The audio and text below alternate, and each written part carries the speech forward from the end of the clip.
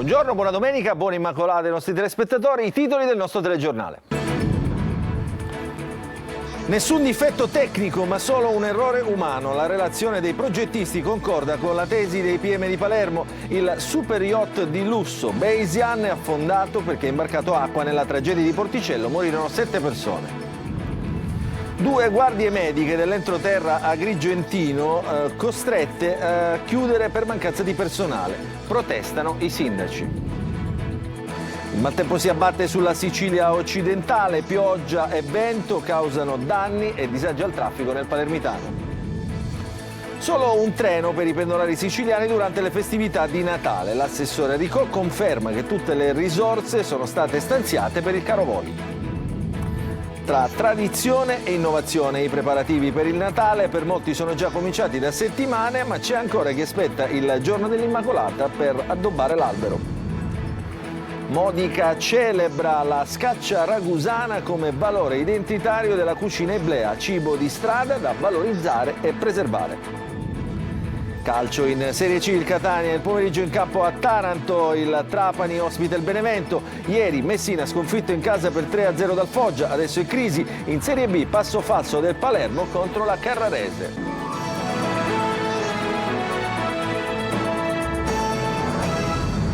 Ancora buongiorno, apriamo il nostro telegiornale con il naufragio del Bayesian. Secondo i progettisti del veliero non ci sarebbe stato alcun difetto nello scafo, ma solo un errore umano che costò la vita al magnate americano Mike Lynch, alla figlia e a 5 ospiti in crociera. Il servizio di Giusy Lazzara.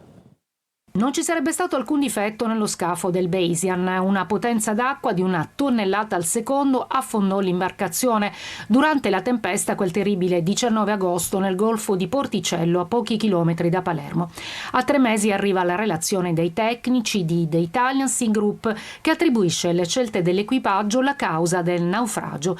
Una tragedia che non lasciò alcuno scampo all'imprenditore americano Mike Lynch, la figlia Anna e 5 ospiti in crociera con il magnate del cyber sicurezza.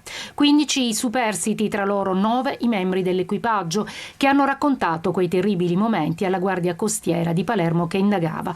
Dall'inchiesta della Procura di Termini Imerese è stato accertato che nei 16 minuti che hanno preceduto l'inabissamento la barca non era governata, ma in balia della tempesta con un vento superiore a 100 km/h. È stata un'inclinazione anomala, secondo i tecnici, che ha fatto entrare tonnellate d'acqua dal locale tender, da quella nella zona living che porta alle cabine. Interventi e decisioni che non avrebbe preso il comandante James Catfield, indagato per omicidio plurimo e naufragio colposi. Con lui sotto inchiesta un marinaio e l'ufficiale di macchina. Anche sulla tenuta delle porte stagne i tecnici hanno rilevato che, se azionate correttamente, non avrebbero imbarcato tanta acqua che sommerse le cabine.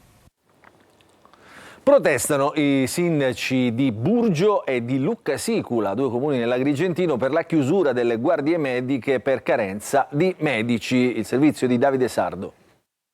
Mancano i medici e l'ASP di Agrigento fatica sempre di più a garantire il funzionamento delle guardie mediche.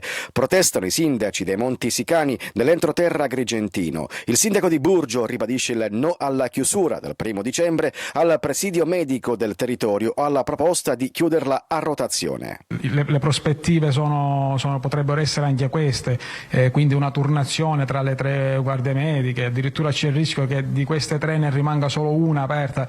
Insomma, veramente manca l'assistenza per i nostri cittadini, l'assistenza sanitaria, e questo è veramente tragico per noi. La questione preoccupa anche il sindaco di Luccasicula, Salvatore Dazzo, altro borgo la cui guardia medica potrebbe essere chiusa da un momento all'altro. Non abbiamo un'ambulanza legalizzata, non abbiamo il 118. È un paese, così come Luccasicula, così come gli altri, che vivono la marginalità. Per raggiungere il pronto soccorso bisogna impiegare almeno mezz'ora, quindi non siamo d'accordo. Non è possibile che questi paesi vengano ancora una volta trattati in questo modo. I sindaci ribadiscono l'importanza di garantire la continuità assistenziale in aree svantaggiate dove la sanità pubblica rappresenta un presidio fondamentale per il benessere della comunità. Un gruppo di ragazzini ha cerchiato un uomo che la scorsa notte, intorno alle 2, stava prelevando dei contanti dal bancomat di piazza Inghilleri a Monreale nel Palermitano. Minacciato, l'uomo è riuscito a fuggire e a ripararsi in auto. La vettura è stata danneggiata a calci dal branco e adesso sono in corso le indagini per individuare i ragazzini anche attraverso le immagini dei sistemi di videosorveglianza della banca. A Trecastagni, nel Catanese, rifiutano di dargli dei soldi e un quarantenne distrugge casa e aggredisce la madre e la moglie davanti ai figli di 4 e 7 anni. È stato arrestato dai carabinieri, servizio di Giusy Lazzara. È stato un vicino di casa a dare l'allarme. In quella villetta a Trecastagni nel Catanese ancora una volta urla e rumori. I carabinieri hanno trovato davanti al cancello d'ingresso l'uomo che con un bastone stava distruggendo una finestra al primo piano. Lo hanno fermato dentro casa. Il quarantenne, con precedenti, aveva divelto una porta, rovesciato un tavolo a terra, vetri rotti ovunque, mobili danneggiati. Tutto perché la madre e la moglie gli avevano negato dei soldi. Continue le aggressioni anche davanti ai figli di 4 e 7 anni, ha detto ai carabinieri la moglie, che terrorizzata si era rifugiata in mansarda con i bambini. Ormai da anni l'uomo tossicodipendente chiedeva continuamente denaro ai familiari. Per lui l'arresto per maltrattamenti in famiglia, lesioni e tentata estorsione.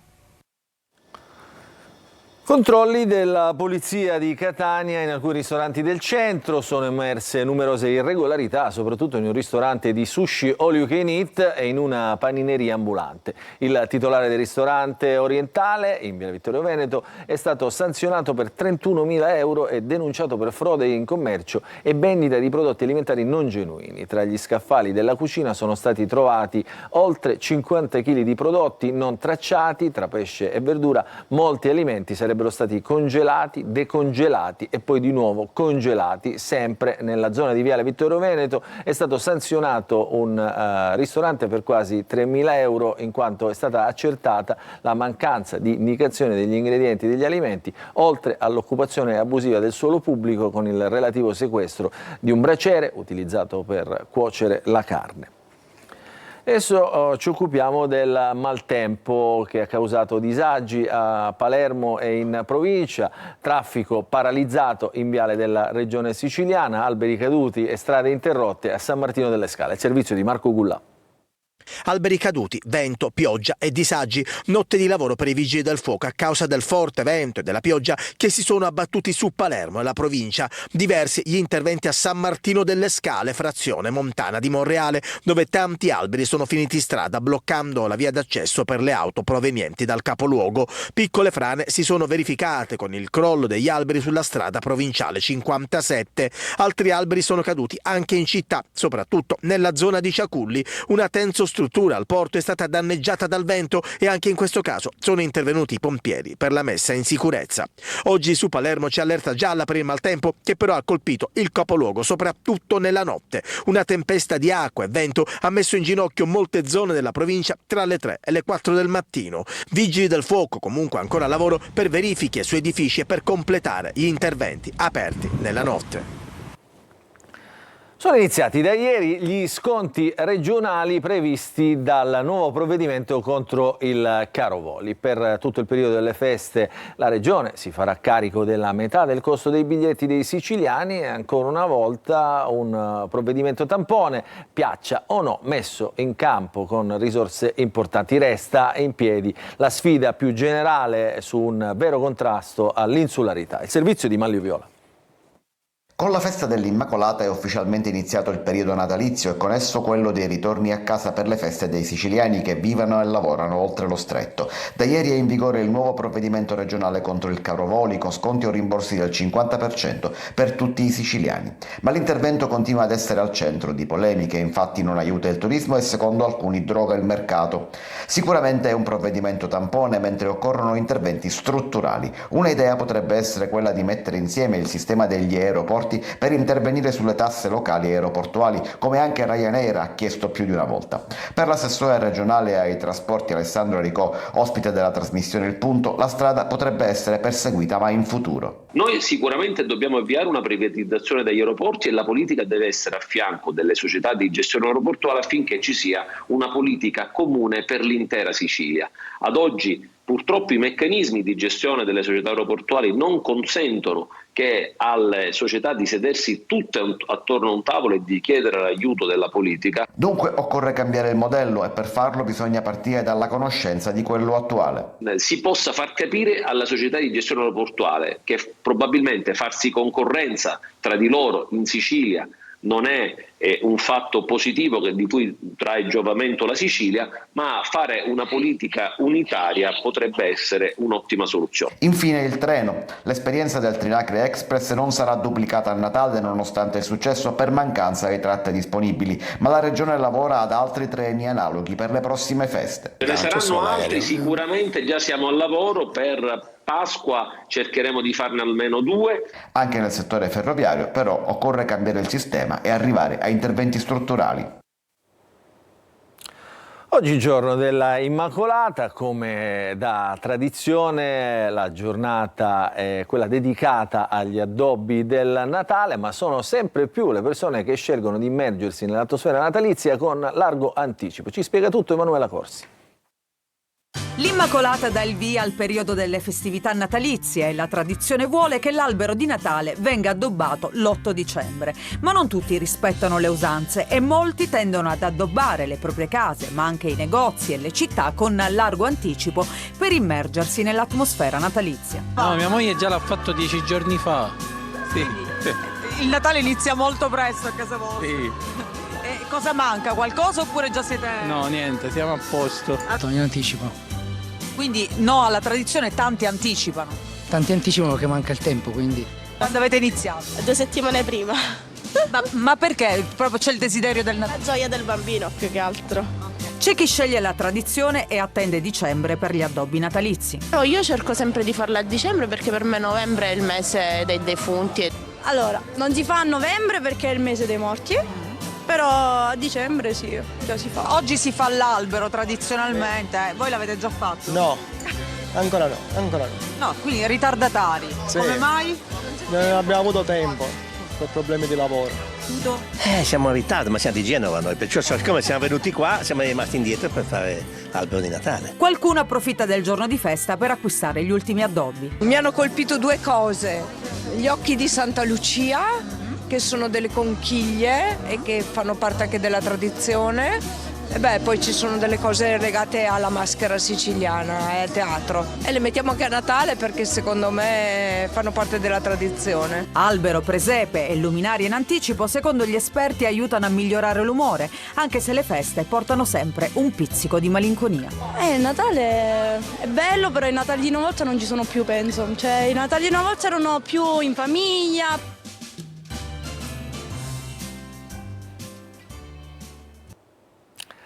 Da una tradizione a un'altra, quella culinaria che riguarda appunto la cucina iblea. Modica celebra la scaccia, ma come street food è più buona quella ragusana o quella modicana? Ci spiega tutto Veronica Barbarino.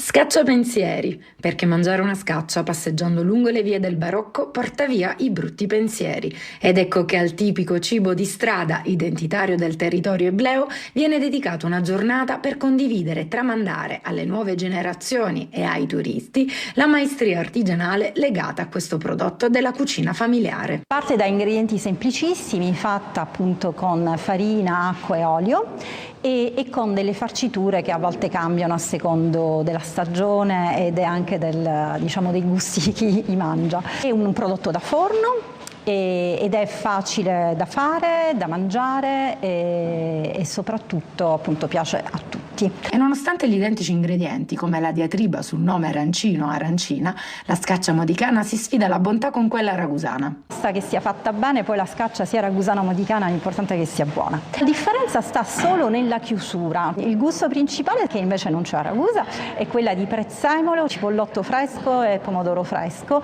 con a volte aggiunta di acciuga oppure pezzetti di formaggio. Ecco, questa secondo me è la scaccia vera. La Scaccia unisce quindi storia, cultura e sapori ed entra a far parte del rinomato street food siciliano. Tradizione di mangiare in mezzo alla strada risale al 600, al 700, ci sono straordinari racconti, ci sono novelle, ci sono romanzi che raccontano il cibo di strada. La Sicilia è una delle regioni dove questa tradizione si rinnova, pensiamo a città come Catania, come Palermo. In ogni angolo della Sicilia si trovano queste meraviglie gastronomiche. Qui a Modica è la Scaccia. E dopo questa scorpacciata fatta con gli occhi ci spostiamo a Catania, in piazza Mazzini, dove va in scena il tango, un ballo, una filosofia racchiusa in un abbraccio e servizio. Cos'è? È un modo di vivere, è una realtà fuori dalla normale realtà delle persone comuni.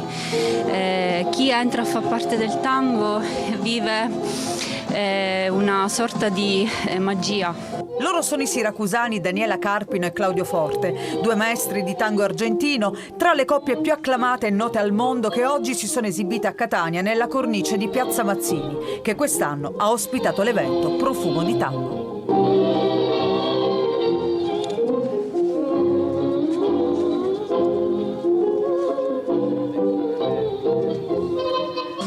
Proprio è nato lontano da noi, ma fatto appunto da tantissimi nostri immigrati che sono andati là e hanno contribuito allo sviluppo del tango. Profumo di Tango è un'iniziativa per conoscere un ballo amato in tutto il mondo. Il nostro obiettivo è culturale, e stanno cominciando i maestri, culturale di avvicinare il tango alla città al tango.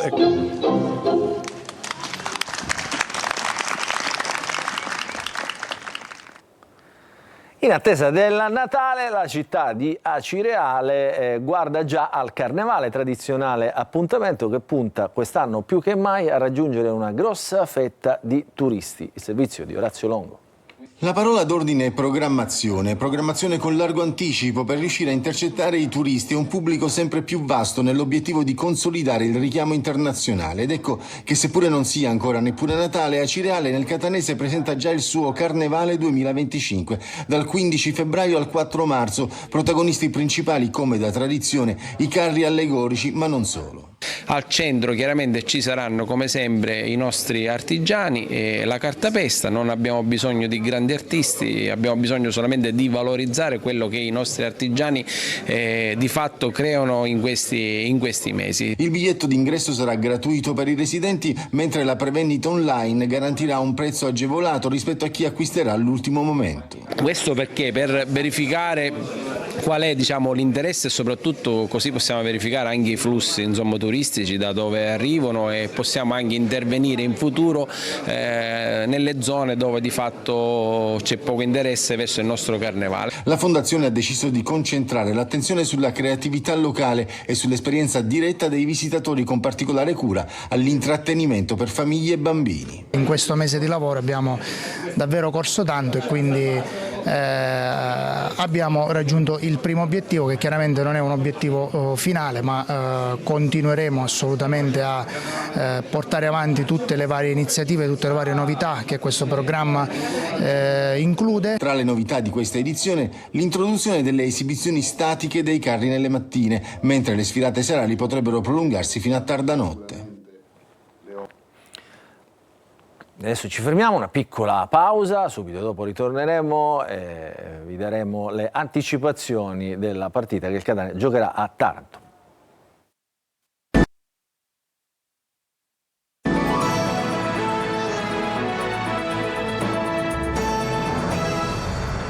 Ancora ben trovati, nella seconda parte del nostro telegiornale parliamo di sport, ci colleghiamo allora subito in diretta con Taranto, dove c'è il nostro inviato Marco Carli davanti allo stadio Iacovone, stadio dove oggi pomeriggio ci sarà la partita Taranto-Catania. Allora diamo la linea a Marco Carli per le ultime sulla partita.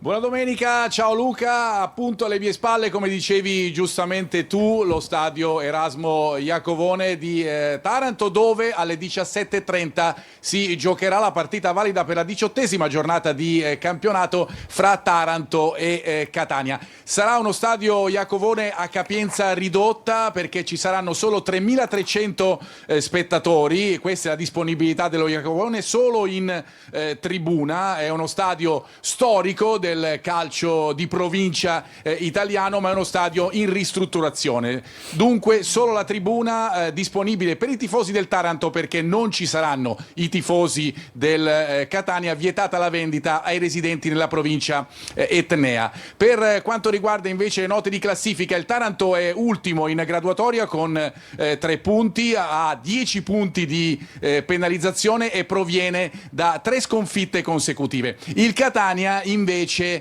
cerca la sua identità definitiva in questo campionato dopo il pareggio che non ha soddisfatto nessuno in casa con la Cavese. Per Toscano mancheranno, lo sappiamo, sia Guglielmotti che Luperini, anche Adamonis, ma rientrano Gega e Lunetta. Attenzione a Castellini, il capitano proverà, non è al meglio, proverà a stringere i denti qualora non dovesse farcela al suo posto Gherardi. Sturaro dovrebbe partire dall'inizio, dal primo minuto in questa partita, mentre Lunetta partirebbe dalla panchina. Non mi resta altro da fare che ricordarvi l'appuntamento con Telecolor diretta stadio a partire dalle 17, collegamenti dallo stadio Iacovone, commenti dallo studio e poi le interviste ai protagonisti. Per ora è tutto dallo stadio Iacovone, a te Luca.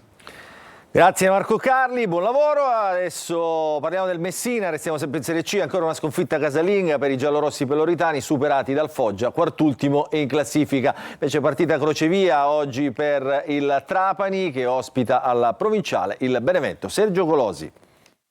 Terza sconfitta in 4 gare al Francoscoglio per il Messina, battuto da un buon Foggia trasformato dalla Cura Zauri, 11 punti in 5 gare. Lo 0-3 mette 2 sentenze, per la salvezza non ci sarà il Foggia, squadra destinata ad altri lidi, mentre i giallorossi, tra crisi societaria e tecnica, sono ad un passo dal baratro e da una crisi irreversibile. Il Messina dura mezzo tempo, poi dopo l'errore di Krapicas sul vantaggio di Mazzocco si scioglie. Reagisce di puro istinto con i tentativi di Petrungaro e Petrucci, ma dall'altra parte Perina è una garanzia. Il Foggia già malconcio perde altri 2 pezzi per infortuni muscolari, ma la panchina è lunga e di qualità. Il Messina esce di scena definitivamente nel secondo tempo, dopo l'errore sotto porta di Anatriello. Dal possibile 1-1 al raddoppio il passo è breve. Krapicas si disimpegna male, gli ex Mausso e Zunno sentono aria di casa e costruiscono il raddoppio di Mazzocco, prima del tris nel recupero dello stesso Mausso. Partita delicata a Trapani, dove arriva la capolista Benevento. Il presidente Antonini siederà in panchina e farà da tutor ad Aronica. Pavone ad un passo dall'accordo con la società Granata. Potrebbe seguirlo Modica in caso di rivoluzione nel Messina. Contro i campani 4 novità: Spini, Fall, Silvestri e Benedetti. Adesso in Serie B, delusione e amarezza per il Palermo sconfitto ieri dalla Carrarese a Carrara. Il tecnico Dionisi parla di sconfitta giusta. Il servizio. Sconfitta che ancora una volta figlia della discontinuità. Il Palermo a Carrara ha nuovamente rispettato il copione. Nel momento di compiere il salto di qualità non ha risposto presente. Il gol di Spendi su errore clamoroso di Gomez era nell'aria, soprattutto dopo un doppio salvataggio di Desplanche e Ceccaroni.